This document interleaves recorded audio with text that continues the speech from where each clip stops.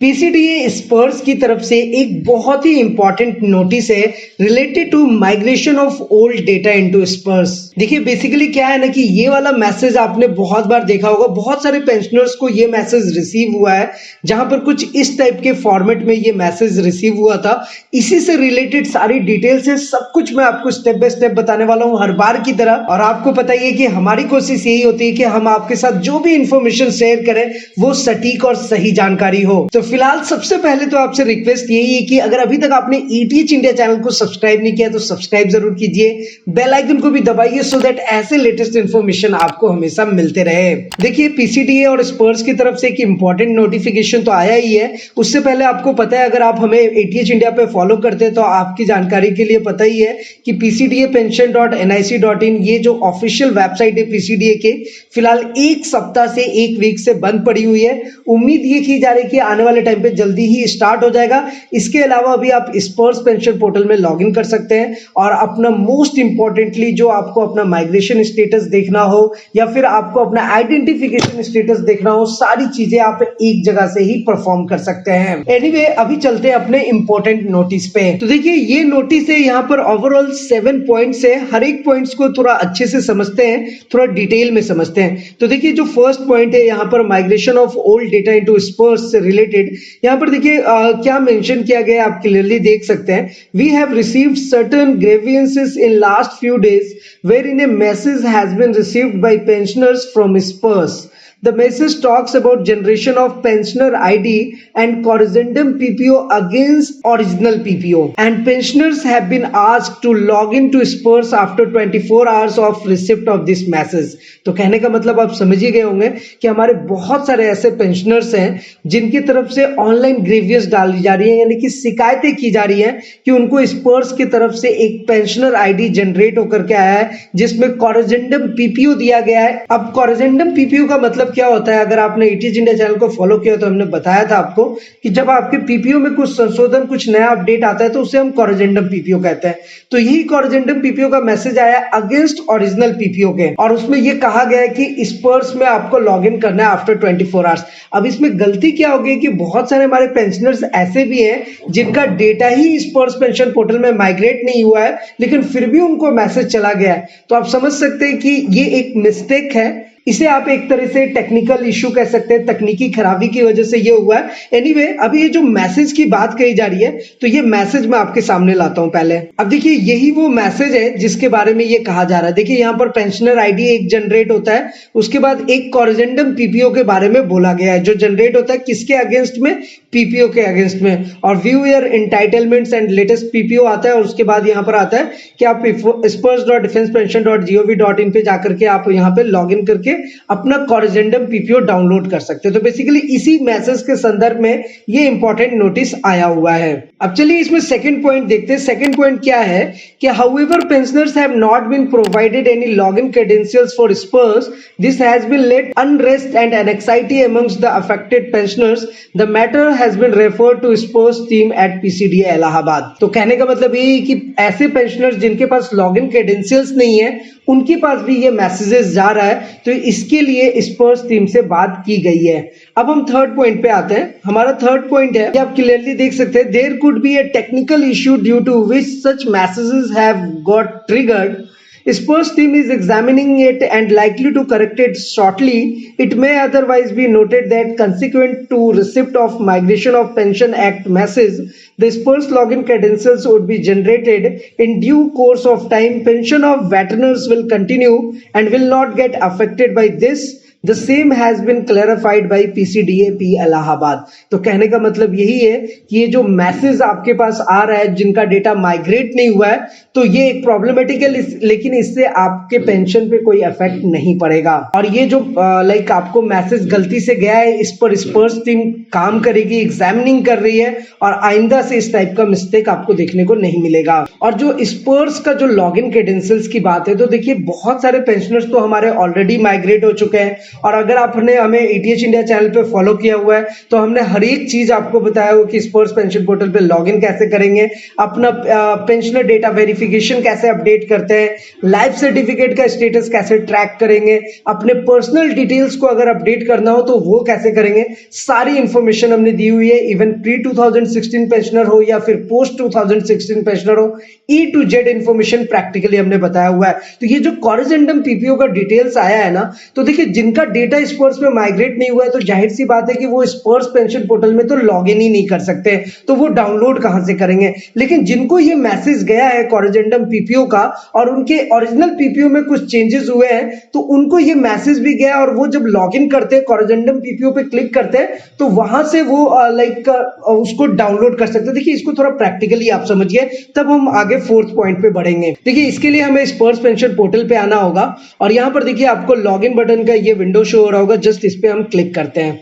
अभी हम इस पे क्लिक करने के बाद कैप्चा कोड देंगे। देखिए आप जैसे ही लॉगिन करेंगे तो यहाँ पर ये देखिए ये पेंशन स्लिप का ऑप्शन आता है, ये यहाँ पर आप क्लियरली देख सकते हैं। जस्ट इस पे आपको क्लिक करना है। अभी आप जैसे ही पेंशन स्लिप पे क्लिक करेंगे तो यहाँ से आपको पता ही है कि आप अपना पेंशन स्लिप डाउनलोड कर सकते हैं, पेंशनर का पीपीओ, और देखिए उसके ठीक बगल में आ रहा है पेंशनर कॉरिजेंडम पीपीओ, और वो जो इंपॉर्टेंट नोटिस है ना वो इसी कॉरिजेंडम पीपीओ से रिलेटेड है। वैसे पेंशन इंटाइटलमेंट डिक्लेरेशन फॉर्म 16 सब कुछ आपको यहीं पर देखने को मिल जाएगा। तो यहाँ पर जो ये पेंशनर कॉरिजेंडम पीपीओ है, जस्ट आपको इस पर क्लिक करना है। वैसे अभी फिलहाल यहाँ पे नो डेटा अवेलेबल आता है, इसके बारे में भी देखिए हमने ऑलरेडी डिटेल में बताया हुआ है ईटीएच इंडिया चैनल पे, इसलिए तो आपको कहते हैं कि आप ईटीएच इंडिया चैनल को जरूर सब्सक्राइब करके रखिए। देखिए यहाँ पर हमने आपको बताया था कि ये जो आपका कॉरिजेंडम पीपीओ है इससे रिलेटेड भी अगर आपको प्रॉब्लम फेस कर रहे हैं तो वो किस तरीके से आप इसको मैनेज कर सकते हैं। तो बेसिकली क्या है कि देखिए यहाँ पर जब हम पेंशनर कॉरिजेंडम पीपीओ पे क्लिक कर रहे हैं तो अभी नो डेटा अवेलेबल आ रहा है, लेकिन जिनको वो मैसेज गया है और उनके पेंशन में पीपीओ में अपडेशन आया है तो वो कॉरिजेंडम पीपीओ वहां से डाउनलोड हो जा रहा है। और जो कॉरिजेंडम पीपीओ आप डाउनलोड करेंगे तो वहां पर आपका जो पहले तक का जो पेंशन आ रहा था वो लिखा रहता है, और जो पेंशन आपका उसमें इंक्रीमेंट होकर के आया यानी बढ़ करके आया वो भी उस कॉरिजेंडम पीपीओ में दिया हुआ है। तो यहां से हमें समझ ये आ रहा है कि ये जो इंपॉर्टेंट आपको मैसेजेस आ रहे हैं कॉरिजेंडम पीपीओ का, तो ये जरूर है कि स्पर्स और पीसीडीए की तरफ से बाय मिस्टेक बहुत सारे ऐसे पेंशनर्स को चले गए जिनका डेटा भी माइग्रेट नहीं हुआ है, या फिर जिनका स्पर्स पेंशन पोर्टल में पेंशन बढ़ के नहीं आया, उनका कोई कॉरिजेंडम पीपीओ नहीं है लेकिन वो मैसेज डिस्प्ले हो रहा है उनको, तो वो तो कोई उसका बेनिफिट नहीं ले सकते, वो मैसेज उनके लिए जस्ट ऐसे ही हो गया। लेकिन जिनका कॉरिजेंडम पीपीओ सच में जनरेट हुआ है, सच में उनका पेंशन जो है वो रिवाइज होकर के हाइक मिला, तो वो वहां पे जाकर के डाउनलोड कर सकते हैं। और जो स्टेप्स मैंने आपको बताया बस आपको लॉगिन करके डाउनलोड कर लेना है। एनीवे अभी हम फोर्थ पॉइंट पे चलते हैं। देखिए फोर्थ पॉइंट पे यहाँ पर मेंशन है, it is for your information that few mandatory data that is mobile number, email, Aadhaar and pan of offers and support spouse are directly taken from concerned bank of retires by PCDA Allahabad at the time of migration to Spurs. User ID and password are sent to veterans through SMS email by PCDA Allahabad only after generation of Spurs PPO. Simple सा कहने का मतलब है जब आपका Spurs PPO में data migrate हो जाएगा, यानी कहने का मतलब ये है कि जो आपका ओरिजिनल PPO है उससे जब आपका Spurs का PPO बनेगा तब आपके पास Spurs की तरफ से यानी कि पीसीडीए की तरफ से आपके मोबाइल पे और ईमेल पे जो भी रजिस्टर्ड मोबाइल और ईमेल होगा उस पे आपको स्पर्स का यूजर आईडी और पासवर्ड देखने को मिलेगा। अब इसी तरीके से अगर फिफ्थ पॉइंट की बात करें तो देखिए यहाँ पर है, however after log in if a pensioner finds that any above details are not there in Sparsh after migration he can approach bank to send those details to Sparsh cell PCDA Allahabad on email with copy to DPCC on email liaison.n9086@gov.in।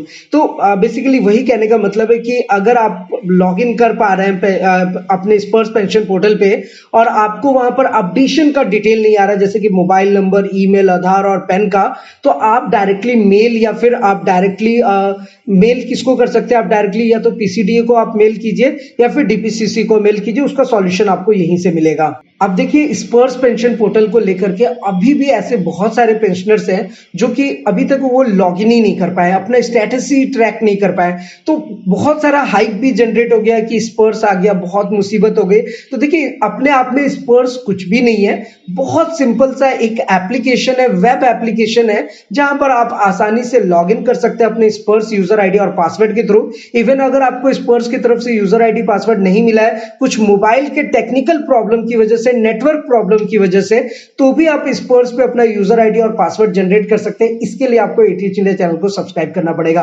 हमने आपको बताया हुआ है किस तरीके से आप अपना माइग्रेशन स्टेटस चेक करके स्पर्स के पीपीओ से यूजर आईडी क्रिएट कर सकते हैं, पासवर्ड जनरेट कर सकते हैं और सीधा स्पर्स पेंशन पोर्टल में लॉगिन कर सकते हैं। अब स्पर्स पेंशन पोर्टल में लॉगिन करेंगे तो 4 चीजें इंपॉर्टेंट है: आधार कार्ड अपडेट करना, पैन कार्ड अपडेट करना, ईमेल आईडी और मोबाइल नंबर अपडेट करना। इसके अलावा कुछ भी नहीं है। जो उसके बाद जो इंपॉर्टेंट चीज आ रही है वो आ रही है आपका जो लाइफ सर्टिफिकेट है, जीवन प्रमाण पत्र है, उसे आप खुद से सबमिट करो मोबाइल से घर बैठ करके, या फिर बैंक में जाकर के सबमिट कीजिए, या फिर किसी सीएससी सेंटर से कीजिए। वो आपको ट्रैक होना चाहिए। वो आप जब स्पर्स पोर्टल में लॉगिन करते हैं तो वो आप डायरेक्टली ट्रैक कर सकते हैं। वैसे स्पर्स पेंशन पोर्टल के अंदर में भी ये ऑप्शन है कि आप अपना डीएलसी यानी डिजिटल लाइफ सर्टिफिकेट भी सबमिट कर सकते हैं और एमएलसी आप मैनुअल लाइफ सर्टिफिकेट भी सबमिट कर सकते हैं। सारी चीजों के बारे में हमने प्रैक्टिकली स्टेप बाय स्टेप बताया हुआ है। अब हम आगे बढ़ते हैं और 6 पॉइंट पे चलते हैं। तो 6 पॉइंट हमारा क्या है? During the process of migration और partial migration, password and login ID will not be issued by PCD Allahabad and password and login ID if issued during partial migration it will be functional only for after full migration. तो simple से कहने का मतलब यही है कि PCD Allahabad की तरफ से आपको लॉगिन आईडी या पासवर्ड तब तक नहीं दिया जाएगा जब तक आपका वो माइग्रेशन फुल माइग्रेशन नहीं हो जाए। अब पार्शियल माइग्रेशन का मतलब यह है कि अगर आपको थोड़ा बहुत ही ऐसी डेटा माइग्रेट करके आपको यूजर आईडी पासवर्ड नहीं दिया जाएगा, क्योंकि आप उस पर काम ही नहीं कर सकते। जब आपका पूरा डेटा माइग्रेट होगा तभी आप अपना आधार, पैन, ईमेल, मोबाइल, ये सारी चीजें अपडेट कर सकते हैं, लाइफ सर्टिफिकेट का स्टेटस ट्रैक कर सकते हैं। बस यही इस इंपॉर्टेंट नोटिस में था। अगर 7th पॉइंट पे आएंगे तो यहां पर आपको कुछ कॉन्टेक्ट डिटेल्स मिल जाता है, जहां से आप फर्दर डिटेल्स के लिए, क्वेरीज के लिए आप यहां पर कॉन्टेक्ट कर सकते हैं। तो ओवरऑल जो कंक्लूजन है वो यही है कि कॉरिजेंडम पीपीओ का अगर आपके पास बाय मिस्टेक मैसेज चला गया है, टेंशन लेने की जरूरत नहीं है। स्पर्स की तरफ से एक टेक्निकल मिस्टेक हुआ है पीसीडीए की तरफ से, उसका वो एग्जामिन कर रहे हैं और बहुत ही जल्दी शॉर्ट आउट कर लेंगे। अब जिनका ओरिजिनल कॉरिजेंडम पीपीओ जनरेट हुआ है अगेंस्ट ओरिजिनल पीपीओ के, तो वो कॉरिजेंडम पीपीओ के लिए आप जिस तरीके से मैंने बताया स्पर्स पेंशन पोर्टल में जाकर के आप उसको डाउनलोड कर सकते हैं और जो आपका रिवाइज पेंशन है, जो बढ़ करके पेंशन आया है, उसे देख सकते हैं। जिन लोगों का पेंशन रिवाइज होकर के नहीं आया है, बढ़ा नहीं है, उनको बस वेट करना है 20 फरवरी का।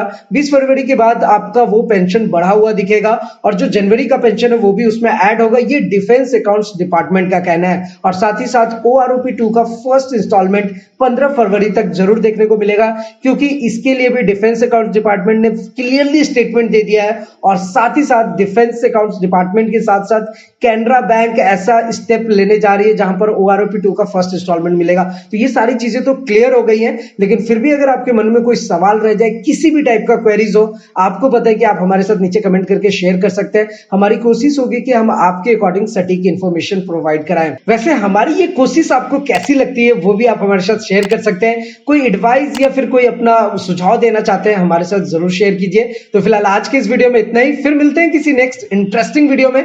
तब तक के लिए सलाम, दुआ, वेलकम, प्रणाम, सत श्री अकाल। Keep watching, keep smiling. अपना और अपने साथ सबका ख्याल रखिए। जय हिंद, वंदे मातरम।